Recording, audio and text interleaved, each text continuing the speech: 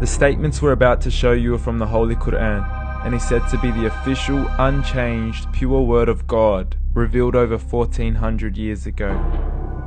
Claiming to be the word of God is a heavy statement, and without proof, or if a single contradiction is found within the book, the apparent word of God will be proven false. So without further ado, let's put the book to the test. In the 23rd chapter, titled The Believers, from the 12th to the 14th verses, God is said to give a detailed description of how the human being is formed. It begins by saying, "We then placed him as a sperm drop in a place of settlement, firmly fixed.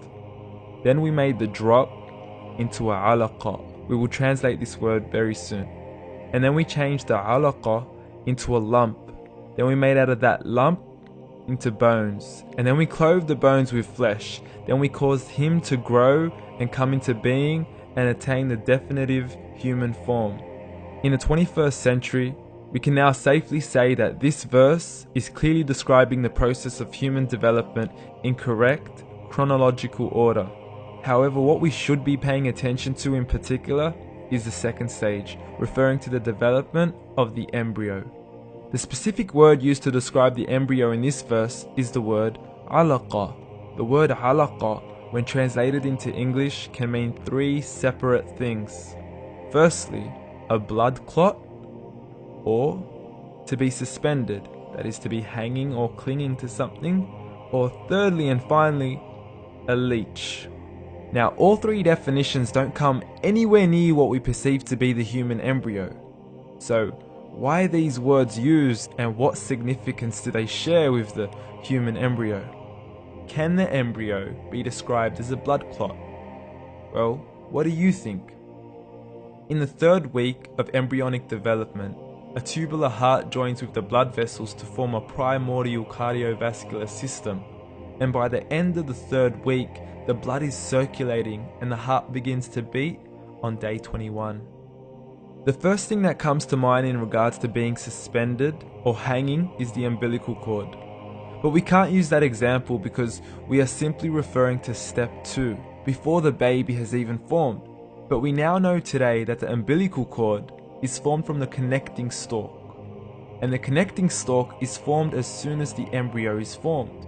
The embryo's connecting stalk has even been described by John Allen and Beverly Kramer as an object to suspend the developing embryo in the extra-embryonic column. So an embryo is suspended and does have a strong resemblance with the blood clot. What on earth would an embryo have to do with a leech? Figure A shows the structure of an embryo at 25 days. Figure B shows a leech. Now please note once again that the embryo in this stage is no greater than the size of a kernel of wheat. This is an X-ray of the embryo at 22 days. This is the internal structure of a leech. It's mind-blowing stuff, but you still haven't seen anything yet. This is the head of the embryo at 22 days. The detail you are seeing right now is absolutely impossible to be seen with the human eye and can only be seen with a microscope. This is the back end of a leech. There's no other words used to describe this other than mind-blowing. The pictures we have shown you are impossible to be seen with the human eye or even to be predicted by the human mind.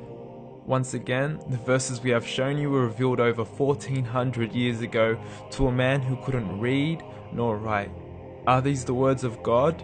Descriptions of the human embryo in the Quran cannot be based on scientific knowledge in the 7th century.